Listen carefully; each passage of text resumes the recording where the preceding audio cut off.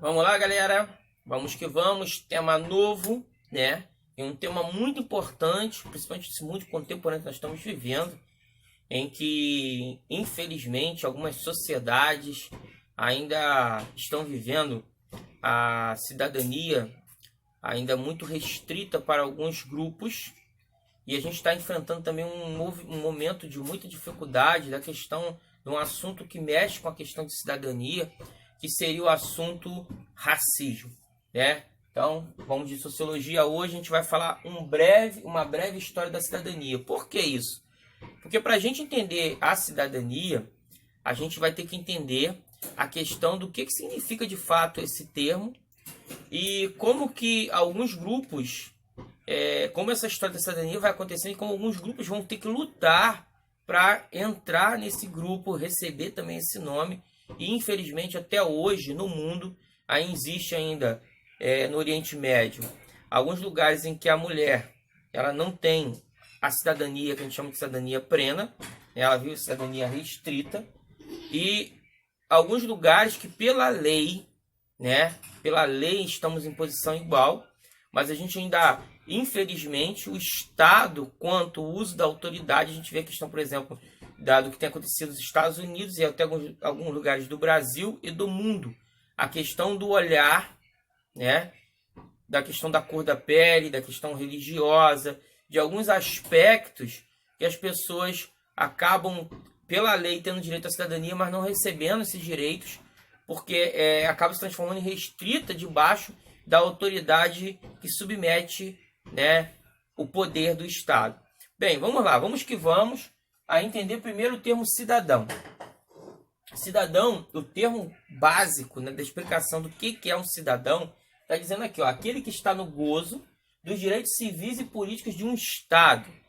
Né? A gente tem 3 tipos de direitos que a gente vai falar de todos eles: direitos sociais, direitos políticos e os direitos civis. E aqui está dizendo que o cidadão, né, ele não vai estar nem incluído em direitos sociais, porque os direitos sociais, alguns países têm esse avanço, outros não. Isso aí tem toda uma discussão, com a discussão bem contemporânea ainda. Agora, desde a ideia de cidadania, e desde que a gente está vendo lá do início, né, da construção desse termo cidadão, está enfatizado a questão dos direitos civis e direitos políticos. Bem, segunda ideia que a gente vai falar agora é de onde surge essa ideia de cidadania, essa ideia de cidadão. Bem, na Grécia Antiga, cidade de Atenas principalmente, tá? Que quem estudou em história vai ver que as estruturas das cidades polis, né, cidades-estado da Grécia Antiga, algumas haviam uma estrutura um pouco mais democrática e outras não. Então a gente vai tomar, por exemplo, Atenas, de onde se constrói essa ideia de cidadãos, né, que seriam os eupátridas, né, esses grupos que são os donos de terras em Atenas, aqueles que formam a polis de Atenas, os grupos mais abastados. Esses grupos, né, são os que vão dar a ideia de cidadania. Hoje, nos livros, até se usa jamais o termo, nem tanto de eupátridas, se usa muito mais de cidadãos em Atenas. Polis, política, isso é, ligação de direito à cidade e direito à política, a tomar decisões, a discutir decisões. E como que funcionava essa Grécia Antiga, essa Atenas? O cidadão era só aquele que detinha terras, e aquele que era nascido em Atenas, né, de pais atenienses. Não era só o estrangeiro, por exemplo, não tinha esses direitos. Né? A gente vai ver hoje, por exemplo, o cara que se naturaliza, ele ganha os mesmos direitos do cidadão num país. Não existia isso. E você ainda tem a questão da restrição que, por exemplo, não está enquadrado aqui mulheres, não está enquadrado vários grupos sociais que existiam naquela Atenas. E a gente pensar também que esse cidadão, ele era aquele cara que não trabalhava. E tinha pessoas que trabalhavam para ele porque o papel desse cidadão estava ligado à política, a discutir política, né, nos locais, nas assembleias que existiam para se discutir. Então, essa estrutura era uma estrutura de uma cidadania restrita. Poucos tinham direito. Tá? Então, a gente vê a construção dessa ideia, mas ainda é uma ideia muito restrita. O que vai acontecer depois, na Roma Antiga, o termo civitas, que vai ser ligado à questão da cidadania, vem do latim, quer dizer habitante da cidade. E esse civitas é a mesma questão do cidadão. E a gente vai ver na história da Roma, né, período da Roma monárquica e a Roma republicana, em que poucos também tinham esses direitos, que eram os patrícios. Então a gente vê aí a cidadania restrita lá na Grécia, agora a continuação dessa ideia de cidadania ainda restrita na Roma Antiga, em que só quem tinha os direitos eram os patrícios, também detentores de terra das famílias mais abastadas de Roma. Você havia um grupo, por exemplo, social, que não eram os escravos, eram os plebeus, que eles vão ter uma dura luta no período republicano pelos seus direitos de representatividade, olha a questão política aí, ó. E os direitos civis, isso é direitos de serem julgados sob o olhar da lei na mesma condição. Os magistrados, por exemplo, os cargos que vão ser criados das magistraturas na Roma republicana, todas elas só poderiam ser exercidas por quem? Pelos patrícios. Então, é essas disputas, né, que vão ter no período republicano que vai se construir uma cidadania um pouquinho mais ampla, mas ainda restrita. E aí o que vai acontecer em pleno Império Romano?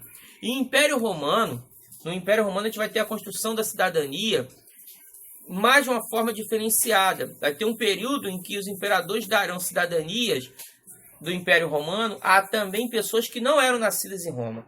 Primeiro a Península Itálica e depois a todo o Império Romano. Mas claro que as pessoas tinham que ter posses, né, para ter esse direito. Ou até pessoas que compravam o título de cidadania. Tem uma ocorrência muito assim, para a gente ter grau de observação, é o apóstolo Paulo falando na Bíblia, em que o apóstolo Paulo, quando um centurião pega ele para bater nele, né, e vai chicoteá-lo, ele exerce do direito de ele ser cidadão, apesar de ele ser judeu, né, ele ser de um grupo lá da religião judaica chamada fariseus, né, apesar que naquele momento ele já estava convertido ao cristianismo, mas ele descendia desse grupo. Ele fala que se o cara teria direito de bater nele em praça pública por ele ser cidadão romano. E aí o militar que está prendendo ele fala assim: como que você tem direito a ser cidadão romano? Se eu que tive que ter muito esforço para comprar esse direito de cidadania.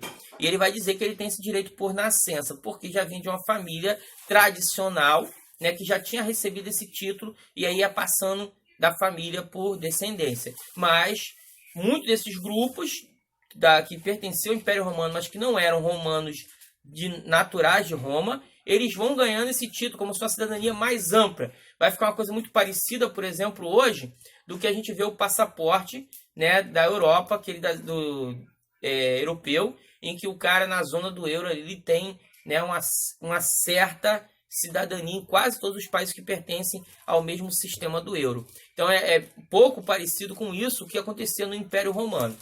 Bem, então a gente falou aqui basicamente de cidadania, estamos falando sempre de cidadania restrita.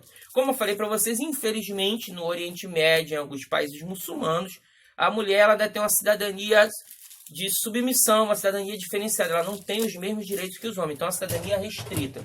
O único caso de cidadania restrita que é tradicional até nos países de democracias avançadas, ocidentais, como Brasil, Estados Unidos, França, Inglaterra, hoje no mundo contemporâneo, é a cidadania, por exemplo, das crianças e dos adolescentes.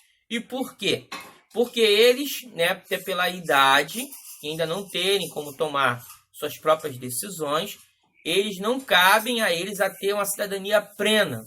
Porque a cidadania plena é aquela que você tem tudo que tem direito a qualquer indivíduo, se você conquistar, porque às vezes a gente tem que entender o que é cidadania plena. Eu vou colocar no próximo quadro ali, pode até botar aqui, ó, cidadania plena. Por que cidadania plena? E ela tem, tipo assim, de acordo com o que você pode conquistar. Porque, por exemplo, se você quer, por exemplo, ser um político no Brasil, participar da vida política, você tem que se registrar num partido. Isso está aberto a qualquer indivíduo no Brasil com mais de 18 anos. Exemplo, mulher, homem, negro, branco, pardo, heterossexual, homossexual, candomblecista, evangélico, católico. Indiferente disso, o cidadão, por lei, ele tem direito, essa cidadania plena, a essa questão. Agora eu te pergunto, um adolescente de 12 anos tem isso? Direito a isso? Não. Então, ele ainda está na cidadania restrita. A cidadania plena, por exemplo, não é dizer que todo brasileiro tem direito a ter uma habilitação para dirigir um carro, mas aquele que faz todo o curso e consegue passar pelas provas, ele tem o direito a ter uma habilitação para dirigir, né, aqueles veículos que estão enquadrados naquela nomenclatura. Então, isso se chama cidadania plena. Que você, por exemplo, viu há pouco tempo na Arábia Saudita não acontecer. As mulheres não poderiam saber dirigir, poderiam ter capacidade de passar na prova, mas nunca ganhariam seu título de habilitação por serem mulheres. Era uma cidadania restrita. Isso não vai acontecer, por exemplo, no Brasil, nem nos Estados Unidos, na Suécia, países de uma cidadania ocidental um pouco mais avançada. Tá? Claro que todas essas, a cidadania plena, como se fala assim, perfeita, infelizmente a gente não conhece em lugar nenhum do mundo ainda. Mas, por lei, né, essa cidadania plena já existe nesses estados que a gente está falando. Segura aí que a gente continua, ainda tem mais história. Bem, continuando a gente falar aqui de direitos, né, de cidadania, a gente vai caminhar, né, fim do Império Romano, chega na Idade Média. Na Idade Média aí que a coisa complica mais, né? Porque você vai ter a nobreza, né? E você vai ter o clero e você vai ter os servos que não gozavam de... Você tinha algumas leis que limitavam mais ainda a cidadania restrita que eles já tinham. E aí você vai ter a Idade Moderna. Na Idade Moderna a gente vai funcionar com o sistema do Antigo Regime, em que você tinha as sociedades estamentais, em que você estava regido por esses estamentos. Então, por exemplo, uma pessoa que estava no terceiro estado, que seria a grande parte da população, ele poderia ter um enfrentamento perante a lei diante daquele grupo do terceiro estado, mas ele, por exemplo, nunca seria comparado àquele que estava num segundo estado, que seria a nobreza. Então, a gente vê que havia toda uma diferença de direitos e de regras, né, de deveres nessas questões desses estamentos. E aí a gente vai ter, muito importante, quando começa a surgir a ideia dos iluministas, e hoje é uma discussão muito forte sobre isso, porque a gente vai ver pensadores como Montesquieu, Rousseau, Voltaire, e a gente vai falar que esses caras eram muito avançados para a sua época. Mas até o Voltaire, né, apesar de falar que defenderia o direito seu de falar o que você pensa, ele era a favor da liberdade de expressão, ele não era a favor totalmente do fim, né, dessas divisões sociais. Ele achava, por exemplo, que você alfabetizar toda a população era uma perca de tempo. Ele achava que o grupo mais proletário, mais pobre, esse grupo não estava preparado para o conhecimento. Não era uma necessidade, era um desperdício. Então a gente vê que a mente desses caras não era tão aberta como muita gente pensa. Mas, né, continuando nosso caminhar, as ideias deles vão ser muito importantes para começar a movimentar essa ideia de cidadania de novo. E aí a gente vai ter dois embates. Um eu não botei aqui, porque a gente só vai falar da forma crítica. 1676, independência, 4 de julho, independência dos Estados Unidos. Né? A independência dos Estados Unidos, ela vai ser sempre falada como o berço da democracia, né? O país da cidadania. Beleza.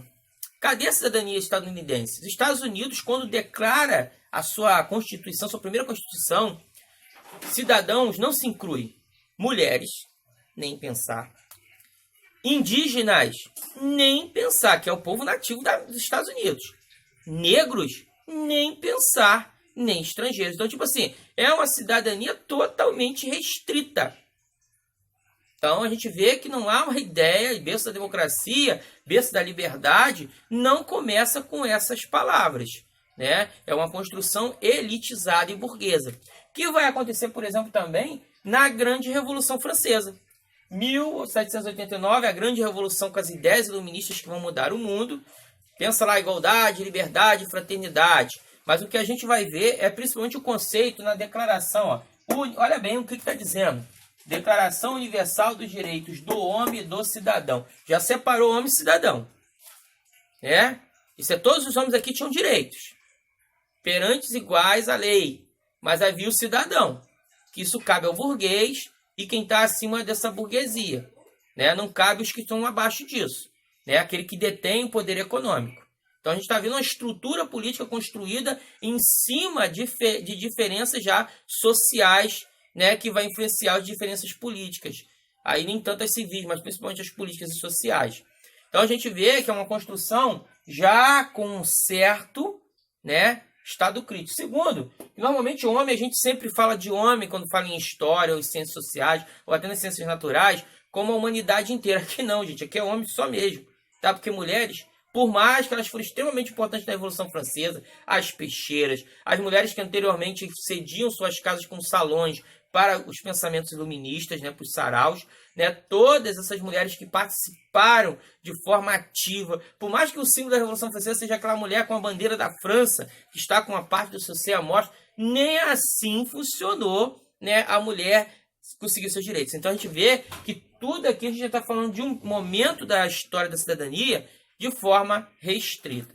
Bem, na semana que vem, o próximo capítulo, a gente vai falar do caminho dessa cidadania para alcançar a cidadania plena, pelo menos em boa parte do Ocidente e alguns países do Oriente. Tá bom? Fiquem com Deus, é um papo muito legal que a gente vai falar, porque o mundo ainda vive esse embate de quem de fato é cidadão perante a lei. Né? A lei diz, mas será que a lei, o Estado faz esse papel? Isso são capítulos para a gente falar mais à frente. Um abraço.